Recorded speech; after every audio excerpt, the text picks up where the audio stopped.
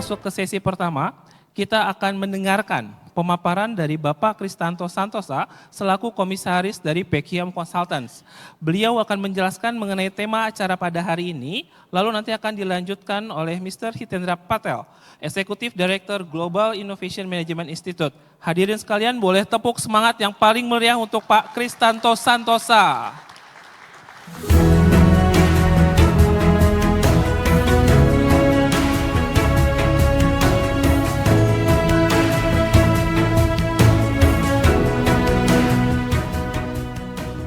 Semangat pagi, Bapak Ibu sekalian. Pagi. Terima kasih untuk kehadiran Anda semua dan juga khususnya pada para narasumber yang berkenan berbagi pada hari ini. Karena bagaimanapun juga topik innovation management sudah saya geluti cukup lama gitu ya. Dan saya berharap kita semua Bapak Ibu sekalian dari dunia bisnis akan membuat terobosan baru ya. Yang kita butuhkan lagi untuk menuju Indonesia Emas. Ya. Karena banyak analis mengatakan bahwa Indonesia Emas itu bisa terjadi kalau pertumbuhan ekonomi kita itu 7%. Ya. Kita sekarang 5, gitu ya. Jadi kalau dulu kita mengandalkan industri padat karya, sumber daya, lalu hilirisasi nikel dan kawan-kawan, ke depan saya kira tantangan Bapak Ibu sekalian di bisnis adalah berinovasi supaya kita bisa mewariskan ke anak cucu kita Indonesia Emas. Gitu ya Pak? Ibu sekalian, saya akan saat ini menjadi semacam kayak jembatan, broker, moderator begitu untuk acara ini. Semoga saya bisa membantu untuk meyakinkan kita semua urgensi dari inovasi untuk kita semua dan bagi Indonesia. Ini adalah sudah disampaikan tadi para pembicara dan para narasumber yang kita harus merasa sangat beruntung karena kita akan mendengarkan perspektif innovation management dari berbagai sektor dan dari sudut pandang, gitu ya. Prof. Hitendra Patel adalah guru inovasi termasuk dari saya. Guru saya waktu itu pernah saya undang 15 tahun yang lalu untuk membicarakan mengenai innovation management di kalangan birokrasi pemerintah. Dan kemudian buku beliau disebut 101 Innovation Global Innovation Breakthrough adalah kemudian yang menginspirasi bagi saya dan Business Innovation Center yang saya kelola untuk membuat serial terbitan 100 inovasi Indonesia. Yang sekarang ini saya harus berbangga kalau dia bukunya 1, saya sudah menjelang buku ke-16. Jadi beranak banyak tuh inovasinya gitu ya. Dan kemudian beliau akan bercerita mengenai kiprah beliau untuk mendemokratisasikan inovasi di seluruh dunia. Beliau ada di China, dia ada di Middle East, sekarang beliau ada di Brasil. Beliau berbicara sekarang, kemarin saya telepon beliau ada di Boston. Hari ini, malam ini beliau ada di Brasil dan waktunya sudah lewat jam 10 malam. Tapi saya bersyukur beliau berkenan untuk masih berbagi mengenai pengalaman beliau, gitu ya. Yang kedua adalah Pak Aswin, di sebelah saya tadi duduk. Beliau adalah salah satu dari sedikit cikal bakal dari Certified Innovation Professionals. Mungkin di Indonesia baru ada 8 atau 9 begitu. Beliau salah satu di antaranya. Beliau dari Soho dan beliau juga kemudian Vice President of Research and Development. Beliau juga salah satu dari sekian banyak pengusaha yang memanfaatkan fasilitas negara dengan mendapatkan hibah dari LPDP untuk melakukan riset dan inovasi.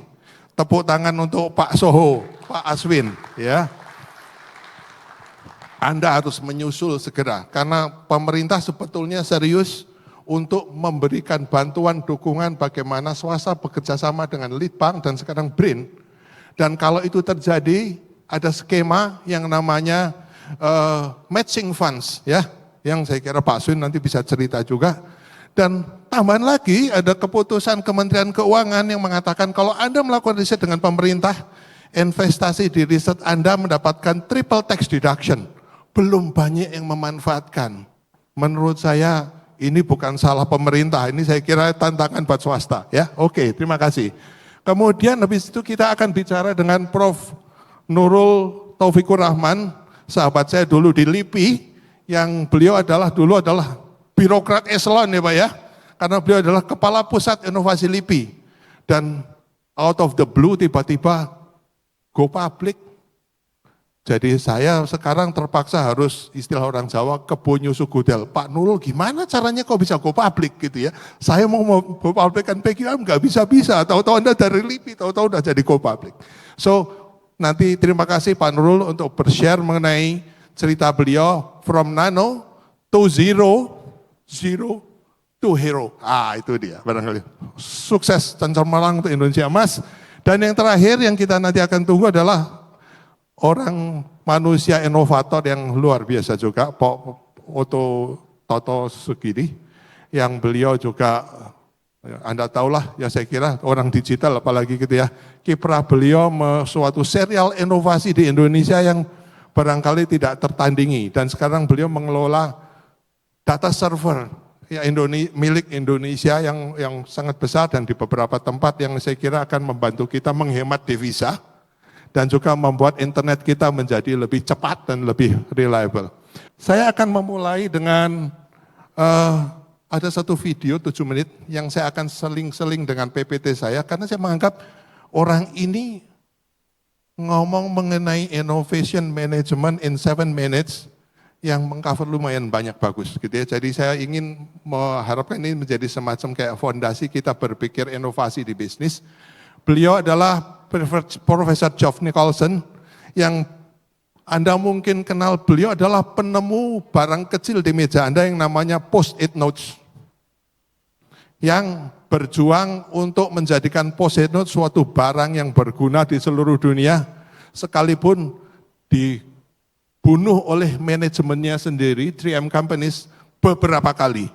Sampai akhirnya beliau berhasil menjadi inovator yang dikenal dunia, dan beliau kemudian menjadi brand ambassador dan innovation ambassador dari TM Company, dan profesor untuk innovation management. Baiklah, saya akan mulai sekarang dengan video beliau. A bit later on this afternoon, innovation, a survival issue is the title of your talk. Yes. Why is innovation a survival issue? It's a survival issue, it's a critical issue to so many countries today, the UK, and certainly in the US as well. It is because we're being beaten. And we live in a very competitive world, and yet the cultures of the United States and the UK are excellent as a basic format for and formula for innovation. But when we measure the success of innovation, it ends up by being what are the sales of the products. And there was a study about 5 or 10 years ago called The Gathering Storm. And what it did, it ranked about 25 countries into their capabilities in science and math. And the United States came out number 19. I wish I could remember what the UK was, I'm sorry. I'm a Brit, I should know. But the thing was, there were 19, but one of the most critical and interesting figures that they came up with was that the balance of payments about 20 years ago, the US had $20 billion more in sales and balance of payments. About 10 years ago, it was minus 15 billion. 20, 15, if I add that up correctly, that's $35 billion of jobs that we lost. Jobs that we lost. That's why it's a survival issue.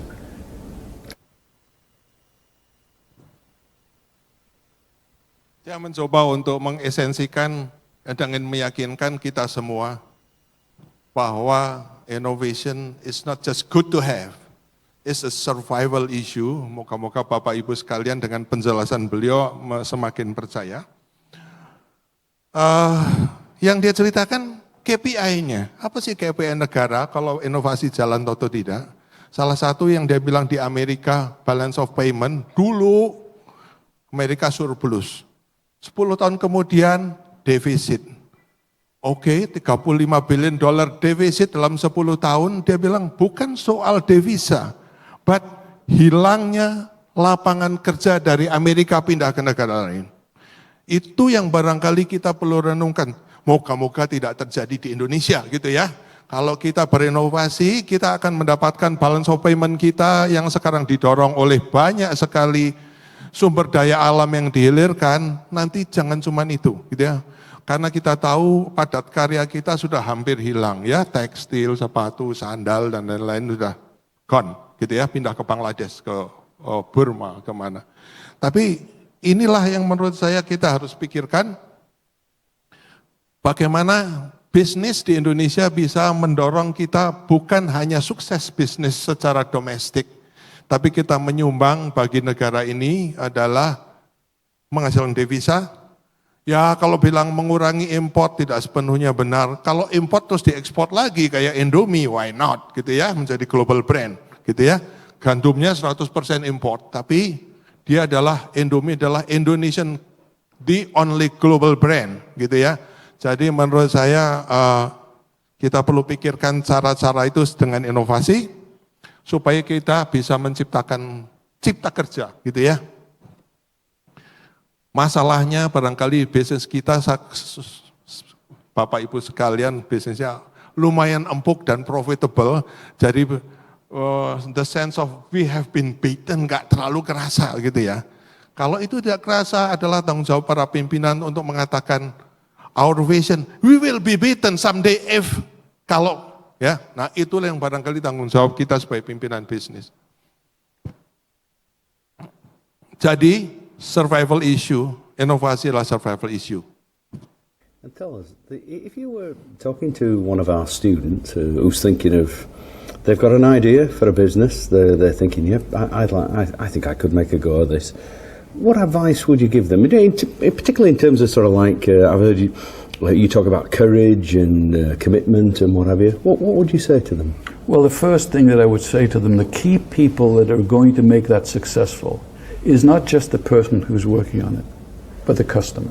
The customer is the person who decides whether or not they're going to part with their money in order to buy your idea and your product. So you should quickly get involved with who you see as the customer. And we like to say, if you're going to fail, please fail quickly. And the customer is the final determinant. So it does take courage. It does take persistence. It does take to believe in what you're doing. And we had a saying at 3M Company, every good program is killed at least 3 times by management. And guess who told us that? Management. And so when I was told to kill the Post-it note program more than 3 times, I didn't bother to keep count, frankly. But I was told to kill it. I said, okay. And then I kept on working on it. And why could I do that? It was because I was given 15% of my time to do anything I wanted to without any management approval. Therefore, we kept on working on it. Now, I can also tell you that one of the biggest things you have to do is have patience. If you believe in something, get the ammunition, as it were, that will help you to defend it. And the best ammunition you'll ever get is what the customer is telling you. Now be careful, because sometimes the customer doesn't want to hurt your feelings, but the most important thing that they have to tell you is the truth, because that is going to make the difference between that business being success or business being a failure. I wish you success. Ya Bapak sekalian, mungkin banyak memberikan surprise Anda, ujung-ujungnya even innovation, ujung-ujungnya listen to your customer, gitu ya. Dan itu menurut saya pelajaran yang menarik, tidak berarti kita meninggalkan quality customer orientation, enggak ya. Justru si Pak Joff ini mengatakan, dialah kebenaran gitu ya. Meskipun kita harus punya passion, harus punya persistent, risk taking, visionary, bla bla bla gitu ya. Tapi ujung-ujungnya yang beli barangmu itu adalah customer, gitu ya. Jadi kalau mereka bilang, aku nggak suka barangmu karena ini, you better believe, gitu ya. Dan tanya ke mereka, habis mesti bagaimana? Customer yang akan invest their money untuk membuat inovasi Anda sukses. saya kira Bapak Ibu sekalian, klien PQM saya tahu itu bahwa Anda dalam tahu ini semua, bahwa customer memutuskan dan kemudian hanya satu hal, kalau kita percaya bahwa kita lebih ngerti dari customer, kita bisa masuk sumur juga, masih kecemplung juga. Dan itu saya alami di karir saya, bahwa sebagai seorang expert dalam produk makanan, saya merasakan ini pasti disukai oleh customer. Dan itu salah satu kegagalan terbesar saya pada waktu itu, the failure of listening to the customer. Saya harus share itu juga, kegagalan itu.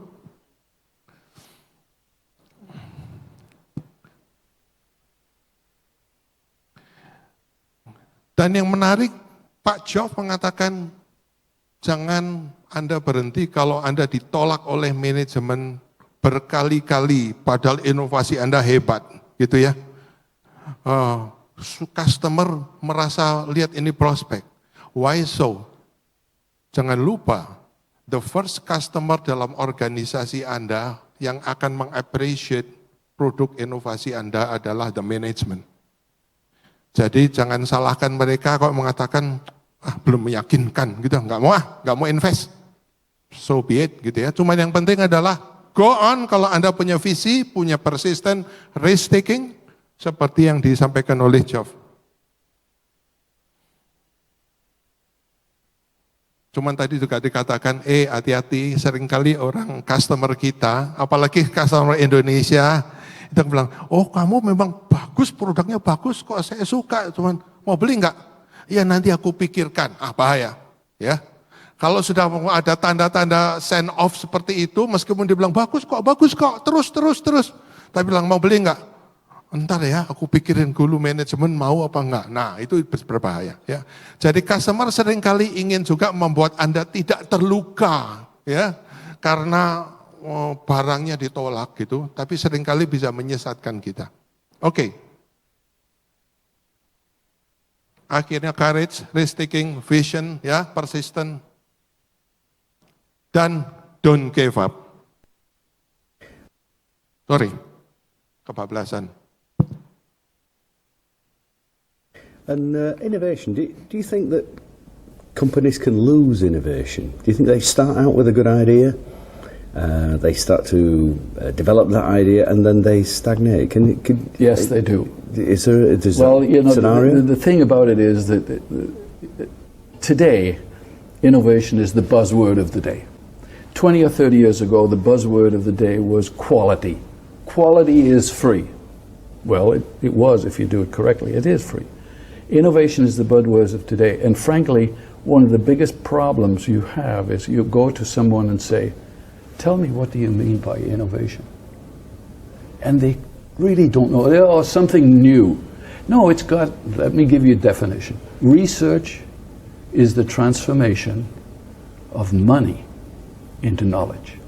The university, research is the transformation of money into knowledge.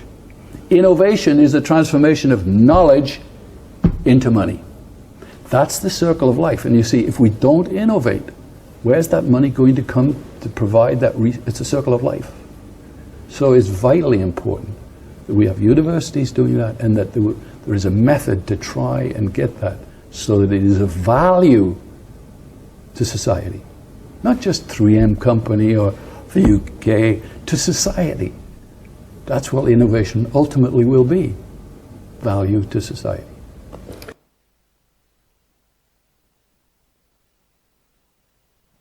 Innovation is not free, gitu ya, sayangnya. Tapi yang menarik, yang ingin saya ulang lagi adalah cara Prof. Geoff Nicholson mendefinisikan inovasi. Dia bilang ada dua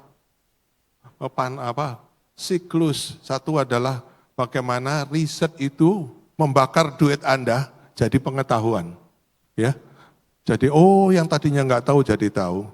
Tapi kemudian yang terjadi berikutnya seharusnya adalah inovasi, dan ini adalah di ranah bisnis, harus mengkonvert pengetahuan itu jadi uang kembali. Dia bilang, kalau ini nggak muter, lalu pemerintah terus yang diminta ngeluarin duit, kan gitu ya. Kemudian baca riset pemerintah kurang, jadi makanya kami tidak bisa berinovasi. No, Saya kira sekarang kita sebagai orang bisnis harus mulai berpikir take your part untuk membuat cycle dari innovation terjadi, yaitu setelah riset mengkonvert duit siapapun, riset perusahaan, duit pemerintah, duit hibah dan lain-lain menjadi pengetahuan, tangkap yang cocok untuk kemudian Anda berubah menjadi uang, quote unquote uang. Tapi yang dimaksud di sini adalah value, dan value is not just for the company, it's not just for your customer, but for the society. Menurut saya nanti kita akan banyak sharing dari para narasumber kita, nadanya more or less the same. Kalau Anda jadi inovator, value to society adalah landasan dasar. Oke.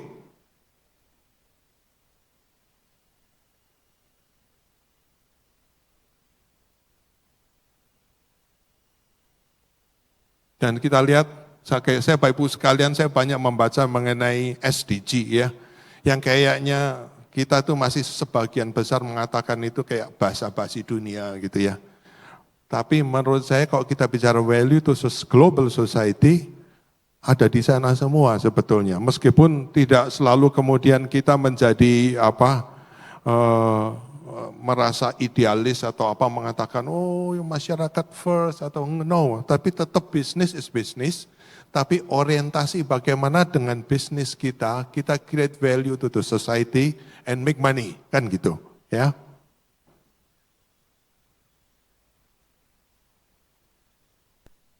Sorry. And you're here in the 3M Buckley Innovation Centre that's been going now for about 18 months. You've had a brief tour of it. What's Yes. your impression? It's a good one. I think that what you have is the opportunity of people to interact with one another who got the same challenges. They've got to have courage. But here, this interface, the synergism between different technologies that produce the new things. You know, it's like here you have all of these different technologies laid out on this table, and you say, why didn't I think of Post-it notes? Well, that's because some of us were looking at it from all the technologies were there. Some of us were looking at it from this point of view. The Germans were looking at it from this point, the Japanese. You saw it from a different perspective. But the key thing is to make that technology base available to everybody. We've got to keep the doors open for innovation. And in fact, one of the great things about having these laboratories in different countries of the world is they have a different background and a different culture. They see things differently. Just another word, fear. Fear is a problem. I happen to be a visiting professor at the National University of Singapore, and I talked a lot to the students, and they fundamentally told me they were afraid to fail. And the reason is, in Asia, loss of face is significant. I said, let's get rid of that word failure. Let's erase it. That's a negative. I said, let's call it a learning experience, which it should be. That's a positive. I think the face issue will disappear if we can stop saying it's a failure. We start saying, I learned a lot from that experiment, and I can go forward. Ini bagian terakhir dari yang barangkali kita belajar dari Prof. Nicholson, yaitu yang pertama adalah ide mengenai di dunia global ini tentang open innovation. Ya. Jadi kalau saya bayangkan waktu saya mulai berkarir di bisnis gitu ya, ngomong sama orang R&D, kenapa gini, kenapa gitu, wah itu rahasia Pak, gitu ya. Biasalah itu, rahasia, kalau enggak nanti kita dicuri oleh kompetitor kita, masuk akal juga gitu. Tapi Geoff mengatakan, hey ini dunia itu inovasi itu datangnya dari mana-mana. Dari berbagai sektor, dari berbagai pandangan budaya, values, yang kalau kita bisa merangkum itu, kita akan punya inovasi yang hebat gitu ya di era global ini.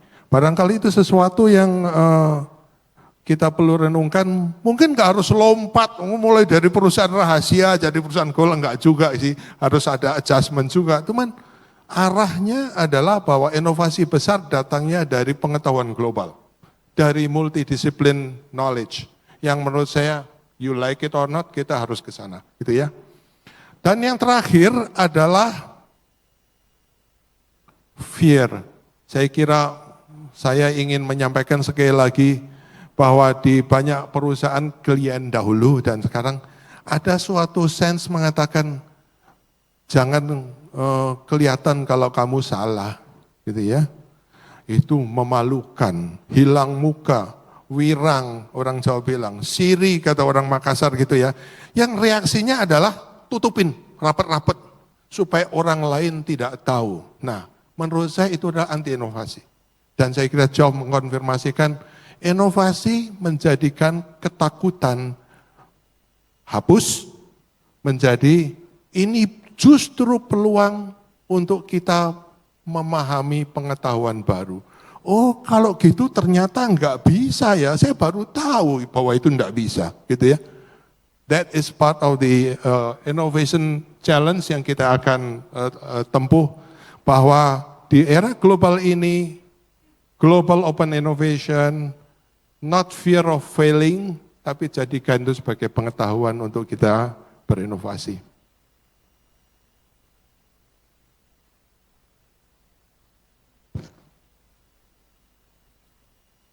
Baik, terima kasih Bapak Ibu sekalian.